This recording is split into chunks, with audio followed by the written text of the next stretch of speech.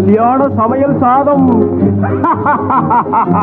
கல்யாண சமையல் சாதம், காய்கறிகளும் பிரமாதம், அந்த கௌரவ பிரசாதம் இதுவே எனக்கு போதும். வியூவர்ஸ், மறக்காம நம்ம சேனலை சப்ஸ்கிரைப் பண்ணுங்க, பெல் பட்டனை கிளிக் பண்ணுங்க, லைக் பண்ணுங்க, கமெண்ட் பண்ணுங்க, ஷேர் பண்ணுங்க.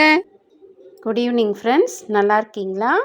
இன்னைக்கு வந்துட்டு ஒரு சப்ஸ்கிரைபர் கேட்டிருந்தாங்க இல்லையா, புதினா ரைஸ் பவுட்ரு போட சொல்லி இன்ஸ்டண்ட்டாக. அதனால தான் இன்றைக்கி போட்டிருக்கோம். 2 கட்டு கீரை வாங்கி நல்லா க்ளீன் பண்ணி இந்த மாதிரி டவலில் உலர்த்தி வச்சுருக்கேன். ஸ்டிக்கெல்லாம் வேஸ்ட் பண்ணாதீங்க. எலிலாம் நடமாட்டிருக்கிற இடத்துல அந்த ஸ்டிக் போட்டால் எலி வராது.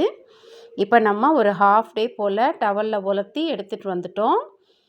இப்போ வந்துட்டு நான் ஃபஸ்ட்டே சொன்ன மாதிரி ஃப்ரிட்ஜுக்கு அடியில் அங்கே வந்து பிளேட்டில் வச்சுட்டு ஒரு 4 டேஸில் இந்த மாதிரி கிறிஸ்பியாக காஞ்சிடும். அது அங்கே வச்சாலே போதும், உங்களுக்கு வேறு ஒன்றுமே நீங்கள் பண்ண வேண்டாம்.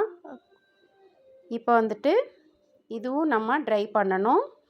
இஞ்சி ஒரு துண்டு, 4 பச்சை மிளகா, ஒரு 10 பல் பூண்டு எடுத்திருக்கேன். அதை வந்துட்டு இந்த மாதிரி கொஞ்சம் சன்னமாக கட் பண்ணி எடுத்துகிட்டு வந்துடுங்க. பூண்டெல்லாம் நசுக்கிக்கோங்க. ஒரு ஹாஃப் டே போல் வெயிலில் காய வச்சு எடுத்துகிட்டு வந்துடுங்க. எப்படி ட்ரை ஆகிடுச்சு பாருங்கள். ஹாஃப் டே தான் காய வச்சேன் வெயிலில். இப்போ வந்துட்டு நம்ம இதெல்லாம் வறுத்துக்கலாம். பட்டை, லவங்கம், ஏலக்காய், அன்னாசிப்பூ ஒன்று எடுத்திருக்கேன். எல்லாத்துலேயும் ஃப்ளேவர் வந்து புதினாலே நல்லா இருக்கும் இல்லையா?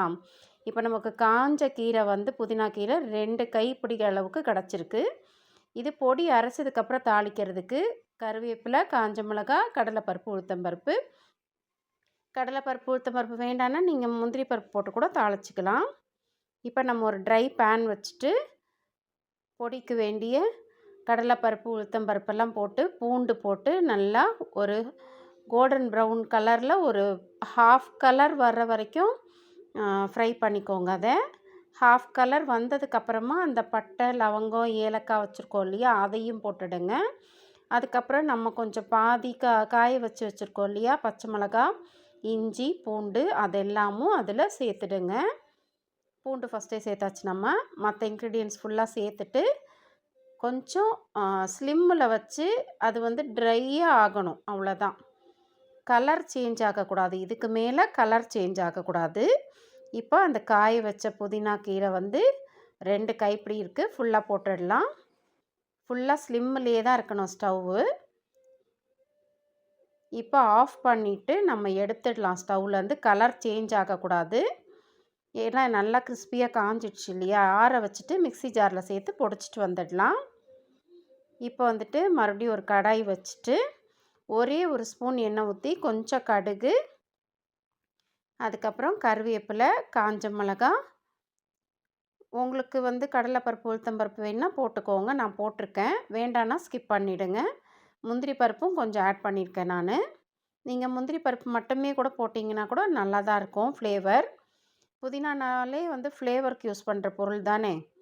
இப்போ இது வந்து நம்ம அரைச்சி வச்சுருக்கோம் இல்லையா, அந்த பொடியில் வந்து நம்ம இதை தாளிப்பை மிக்ஸ் பண்ணிட போகிறோம். அவ்வளோதான் ஃப்ரெண்ட்ஸ். இன்ஸ்டண்ட்டாக நம்மளோட புதினா சாதம் பொடி ஃப்ரெஷ்ஷான புதினா கீரைகள்லேருந்து, புதினா இலையிலேருந்து ரெடி ஆகிடுச்சு. இப்போ வந்துட்டு இது வச்சு சாதம் எப்படி கலர்றதுன்னு சொல்லிவிட்டு நான் உங்களுக்கு இந்த வீடியோவில் காட்ட போகிறேன். ஷார்ட்ஸில் பொடி ரெடி பண்ணுறது மட்டும்தான் போட்டிருக்கேன். இன்றைக்கி வந்துட்டு சூப்பராக நம்ம ஒரு ரெடி பண்ணியிருக்கோம். இதில் கொஞ்சம் மாய்ஸ்சரைசர் நம்ம என்ன தான் பண்ணாலும் இருக்கும். ஒரு 10 to 15 டேஸ் வரைக்கும் ஸ்டோர் பண்ணிக்கோங்க. அதுக்கு மேலே வேண்டாம்.